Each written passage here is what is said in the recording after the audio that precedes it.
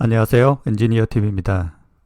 트럼프가 당선됨에 따라서 테슬라 배터리 전략이 중요해졌습니다. 이 시점에서 일론 머스크의 배터리 전략을 한번 서머리해보고 향후 어떤 배터리가 필요할 건가, 얼마나 배터리가 필요할 건가 등을 한번 알아보겠습니다. 자, 같이 보시죠. 숫자는 좀 러프하게 계산을 했고 어느 정도는 추가 증가한다 라고 반영을 했습니다. 분기별로 감안을 했고 테슬라의 분기별 전기차 인도량을 보면 평균이 40만 대 근처죠. 향후에 평균 50만 대 정도로 감안해 봅시다.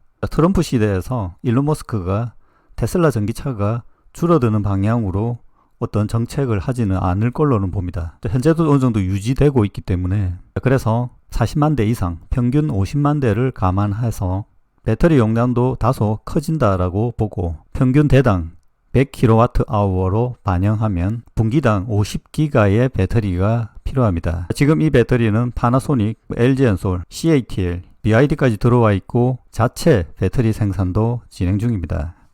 여기에 추가로 배터리가 필요한 곳이 ESS, 에너지 스토리지죠. 여기에 영업이익 마진이 20% 이상 30%에 육박하기 때문에 테슬라 입장에서는 상당히 중요한 사업입니다. 여기에 배터리를 얼마나 싸게 공급을 받고 ESS로 만들어 판매할 수 있느냐라는 게 테슬라 입장에서는 현금 흐름에 아주 중요한 사업입니다. 여기에 최대 분기 9.4기가가 사용되었는데요. 향후 증가한다라고 보고 분기 평균 10기가의 배터리가 향후 필요할 걸로 반영을 했습니다. 그리고 현재 배터리를 자체 생산하고 있죠. 15기가, 한 16기가, 최근 시점으로 보면 20기가 정도 생산할 걸로 보는데요.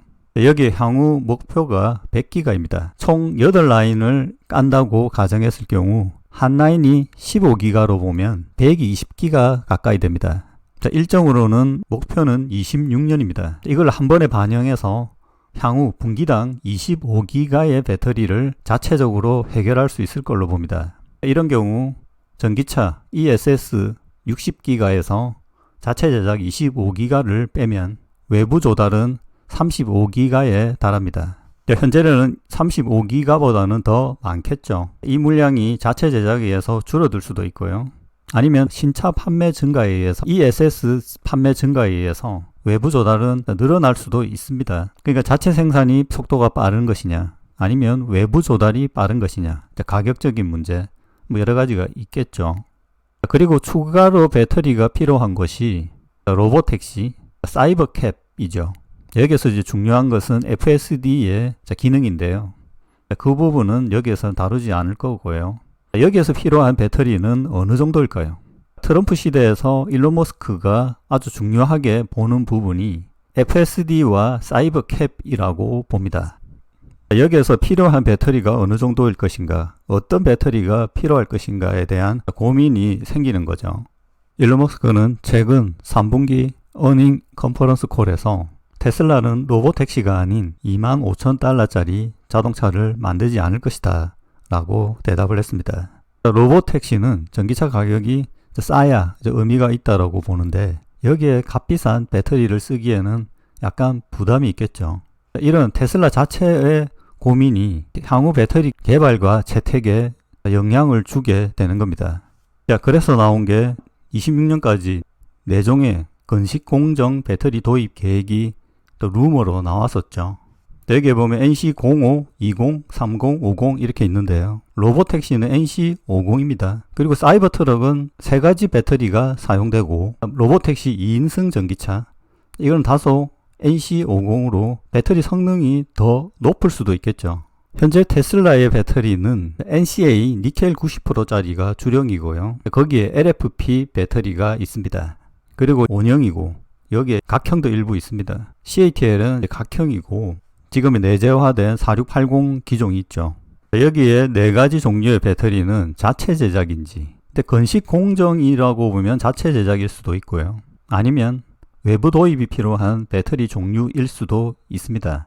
그래서 다시 정리를 해보면 이전에 다 소개드린 내용인데 지금 한국의 배터리 산업은 테슬라의 전기차 전략에 아주 민감하게 따라가 줘야 하는 상황이 왔기 때문에 테슬라의 배터리 전략을 다시 한번 고민할 필요가 있어 한 번 더 보고자 합니다. 현재의 테슬라 배터리는 4680 니켈 90% 다결정, 건식 음극, 습식 양극, 실리콘은 0%입니다.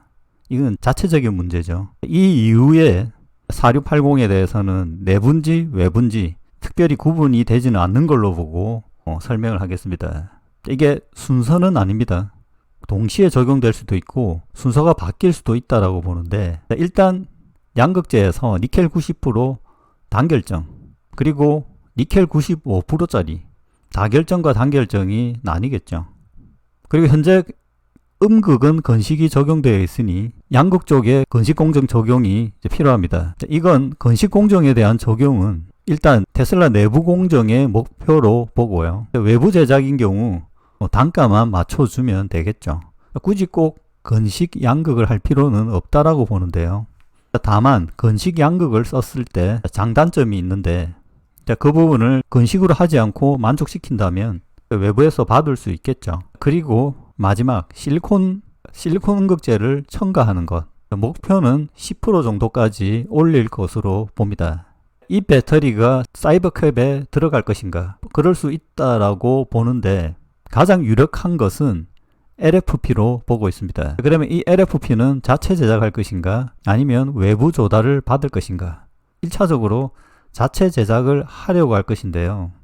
LFP 대신 조달을 외부에서, 특히 K배터리에서 제한할 수 있는 것은 망간계로 볼 수 있습니다.